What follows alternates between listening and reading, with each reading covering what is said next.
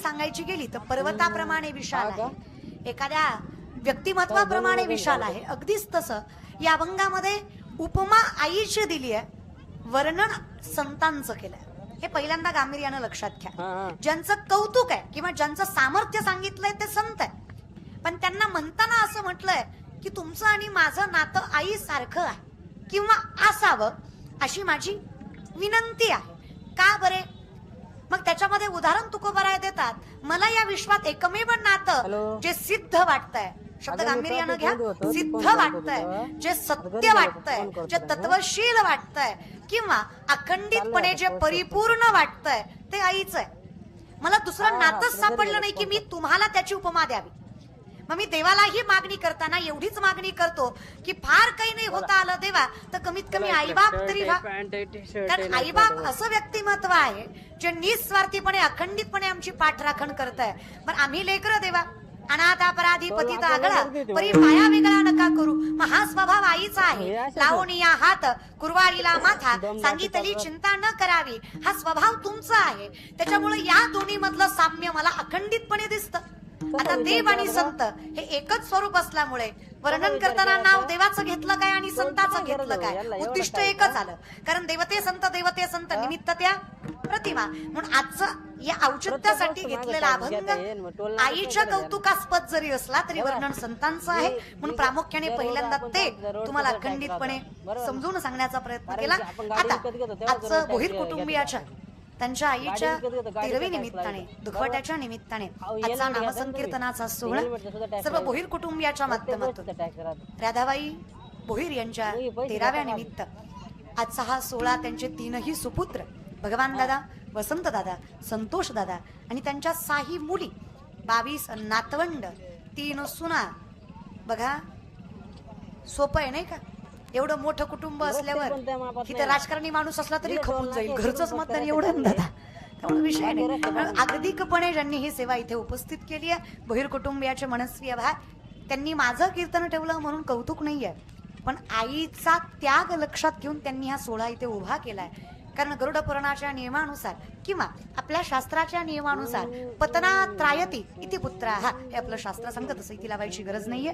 जे मायबापाला पापातनं वाचवतं त्यालाच सुपुत्र म्हणावा किंवा पुत्र म्हणावा असं वर्णन असल्यामुळे इथे त्याला साजेसा सोहळा असणं गरजेचं होतं. आता आम्ही विचारलं, आम्ही शास्त्र पुराणांच्या जरा व्यतिरिक्त असणारी प्रापंचिक माणसं आहोत, आम्हाला पटकन शास्त्रवेद पुराण कळतील असं नाहीये ज्ञानोबा, आमचं जरा अवघड आहे. माऊली म्हणले हरकत नाहीये, महाराज म्हटले तुकोबाराय हरकत नाहीये, हे नाही जमलं तरी तुम्हाला मोक्ष आहे. फक्त मुखी नाम हाती मोक्ष ऐसी साक्ष बहुतांची.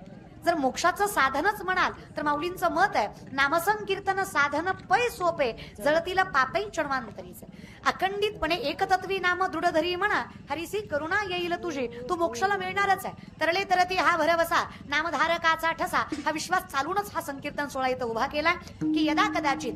कारण आता बघा अंत्यविधीमध्ये आमच्याकडनं काही कमी पडलं असेल, आता 13व्या विधीमध्ये आमच्याकडनं काही कमी पडलं, मासिकांमध्ये आमच्याकडनं काही कमी पडलं, श्राद्धांमध्ये नैमित्तिक कर्मामध्ये आमच्याकडनं काही कमी पडलं तर आम्ही प्रायचित्त कर्म तरी करावं. आणि त्या हिशोबाने कर्माचे 5 प्रकार आहेत: नित्यकर्म, नैमित्तिक कर्म, निषेध कर्म, प्रायचित्त कर्म आणि काम्य कर्म. हे 5 प्रकार आहेत. नित्य हरिपाठ काकडा हे वैष्णवाची नित्य कर्म. प्रापंचिकाच्या नित्य कर्मामध्ये जगाच्या मालकाला स्मरण केल्याशिवाय काम चालू करू नये हे नित्य कर्म. नैमित्तिक जे आपण आज करतोय निमित्तानं केलेलं कर्म. काम्य जे पोटासाठी करतो उदरनिर्वाहासाठी. निषेध जे करायचं नसतं. आणि प्रायचित्त गंगा स्नान वगैरे. यदा कदाचित आमच्याकडनं काही चुकलं असेल, पण पुन्हा एकदा गांभीर्यानं घ्या, चुकून झालेली चूक माफ केली जाते. वाक्य कळतंय? चुकून झालेली चूक माफ केली जाते. मुद्दाम केलेली आणि जाणीवपूर्वक केलेली चूक जगाच्या बापाच्या दारात माफ केली जात त्याचं प्रायचित्त तुम्हाला भोगावंच लागतं, हे लक्षात ठेवा. अदश्य अनुसंततानी कर्मानुबंधिनी मनुष्य लोके. मग वैष्णव कुणाला म्हणावं? क्लेशोधिकतरस्तेषाम अव्यक्तासक्त चेतसा अव्यक्ताही गतिर्दुःखम देहवदभीर व्याप्यते. ज्याला देह गेल्याचंही दुःख नाही, ज्याला देहाची आसक्ती आहे त्याला वैष्णव म्हणावं. काळाचेही काळ आणि बाळ विठ्ठलाचे. वैष्णव कुणाला म्हणावं? ज्याला मृत्यूचंही भय वाटत नाही त्याला वैष्णव म्हणावं.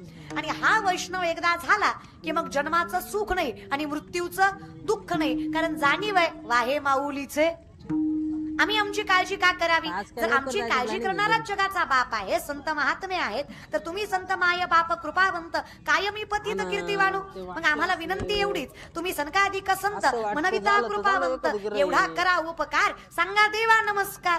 आम्ही काळजीच करत नाही ना. घालून या भार राहिलो निश्चिंती, निर्विले संती विठोबासी. मग संत काय आणि परमात्मा काय? संगत मिळाली, जगाच्या बापाचा सामर्थ्याचा आनंद कळाला, आम्ही प्रत्येक दुःखातनं मुक्त झालोय. आमच्याकडे कर्मच राहिलं नाहीये. बोलावा विठ्ठल, पहावा विठ्ठल, करावा विठ्ठल जीव भाव. कर्मच पांडुरंग झाला, मग दुःखाचं कारण नाही. जर कर्मच नाही तर दुःख नाही. कारण संत म्हणजे कर्मबंधनात न बांधलेलं व्यक्तिमत्व आहे. इथे कुठल्याच प्रकारचं संतांना कर्म नाहीये. संत कर्मबंधनात गुंतलेलेच नाहीयेत. कारण त्यांच्या ठिकाणी कुठल्याच प्रकारचा काम, क्रोध, मद, मत्सर, दंभ, अहंकार हे लवलेशही नाहीये. आमच्याकडे ते असल्यामुळे आम्हाला दुःख आहे, यातना आहे. त्याच्यामुळे आम्हाला तरायचंय. आणि या तरण्यासाठी वाहे माऊलीचे, आम्हाला ज्याची गरज आहे तो जगाचा बाप आहे आणि संत स्वरूपाने आम्हाला हवा आहे. मग आम्हाला विश्वास आहे, आम्ही ज्या दिवशी जगाच्या बापाला सारथी म्हणून स्वीकारू, तेशा मन समुद्रता मृत्यू संसार सागरात व मी नचरात पार्थ मैया वैशित चेतसा. हे पार्था, अखंडितपणे जर मी तुझा सारथीपणा करतोय, चिंता कशाची करतोयस? ज्यांना मारायचंय ते जरी तुझी असली तरी सुद्धा ते तुझे आहेत, हा तुझा भ्रम आहे. तू त्यांना मारलं नाही, ते तुला मारल्याशिवाय. मग डोळे झाकून माझ्यावर विश्वास ठेव. मी जे सांगतोय त्या धर्मानं वाग. मी जे सांगतोय तोच धर्म आहे. लक्षात येतंय? जो जगाचा बाप सांगतोय तोच धर्म आहे. आमच्यासाठी बाकी कुठल्याच गोष्टीमध्ये गुंतणं कल्पना आहे, द्वैत आहे, दंभ आहे, असत्य आहे. आमच्यासाठी सत्य तू, सत्य तू, सत्य तू विठ्ठला, हे आम्हाला स्वीकारता आलं पाहिजे. पण आमचा भ्रम कसा आहे देवा? योग याग विधी येणे नो हे सिद्धी, वायाची उपाधी. आम्ही विनाकारण चुकीच्या गोष्टीमध्ये गुंतलेली माणसं आहे. कर्मकांडापेक्षाही आमच्या ठिकाणी कर्म योग्य असा. तुका म्हणे सत्य कर्माभावे साह्य, कातलिया भय नरका जाणे. मग कोणीतरी मला म्हटलं, ताई नरकात गेल्यावर जाळतात का? मी म्हटलं एवढी काय काळजी करता दादा? आपल्या सारख्याला नरकात जाऊन जळायची काय गरज आहे? जो जिवंतपणे दुसऱ्याच्या प्रगतीवर जळतोय तो नरकातच जळतोय की. त्याला मेल्यावर वेगळा नरक भेटेल याची चिंता कसली? आपण आता तरी कुठे सुखी आहोत? मृत्यू लोकात येऊन जगाच्या बापाने मानवी देह देऊन सुद्धा ज्याच्या मुखात देवाचं नाव नाही तो नरकातच आहे.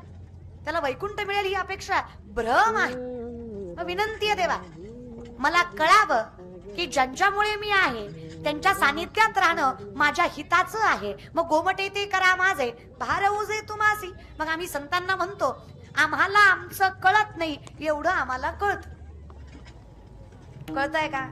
आम्हाला आमचं चांगलं कळत नाही एवढं आम्हाला कळतं. मग आमचं चांगलं तुम्हीच करा, कारण आम्हाला कळत नाही.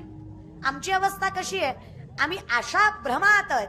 आपण याशी आपण मानती महंतपण भोगती असाधारण गर्वे येणे. स्वतःच्या स्वतःलाच महंत मानणारी माणसं जगाच्या मालकाशी समरूप होऊ शकत नाही.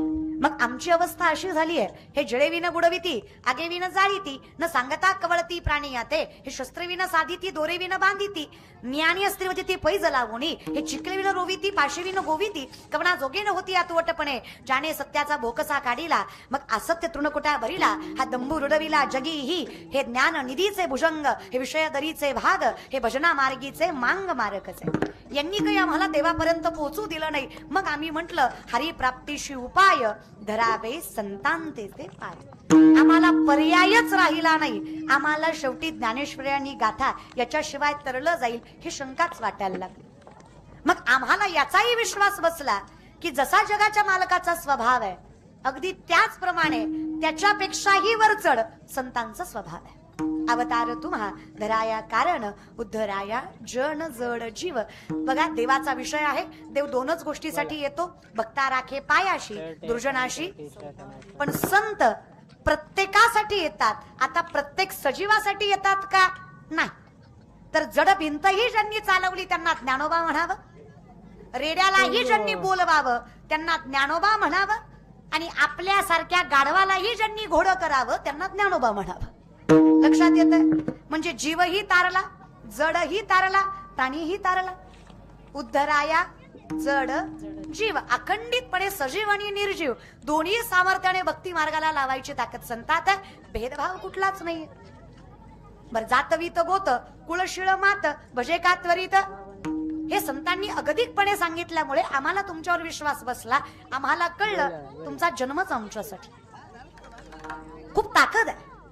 कुणीतरी म्हटलं जर भगवंताचं नामचिंतन घेतलं तर कर्मबंधनातून सुटतं का? आता तुम्ही भ्रमात राहू नका. अंधश्रद्धा परमार्थात नसावी. देवाचं नाव घेतल्यावर परिस्थिती बदलत नाही. देवाचं नाव घेतल्यावर परिस्थिती बदलायचं बळ येतं, म्हणून देवाचं नाव घ्यायचं असतं. हे अखंडितपणे लक्षात ठेवा. आपण जो आपल्या स्वार्थासाठी परमार्थ करतोय आपण सगळेच, त्याच्यामुळे आपल्याला जगाच्या मालकाची व्याप्ती अजूनही कळलेली नाही. संतांच्या दृष्टीनं जी व्याप्ती आहे, नमो विश्वरूपा विष्णू माय बापा अपार अमोपा पांडुरंगा. मग ब्रह्म विष्णू महेश ही स्वरूप जरी वेगळी असली तरी जो माझा पांडुरंग परमात्मा ज्या स्वरूपाने आमच्या समोर आला तो विश्वरूप आहे, तो अपार आहे, तो अमाप आहे. मग माऊलींच्याच मतानुसार सर्वाघटी राम देहा देही. मग ज्ञानोबारांच्याच मतानुसार भरला घनदाट हरी दिसे. हे जे स्वरूप आहे हे अगतिकपणे विश्वरूप असल्यामुळे आम्हाला त्याची ओळख करून घेण्यासाठी संतांच्या सानिध्याचं फार महत्व वाटलं.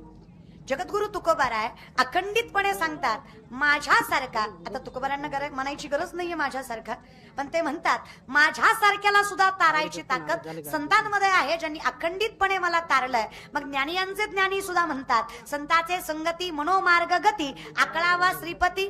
देवाला जवळ करायचं. नामदेवराय आणि ज्ञानोबाराय जेव्हा तीर्थयात्रेला गेले त्यावेळेस नामदेवराय जातच नव्हते. कटेवरी कर नाही ज्या देवाचे न घेवी तयाचे दर्शन. जरा निष्ठावंत भक्त.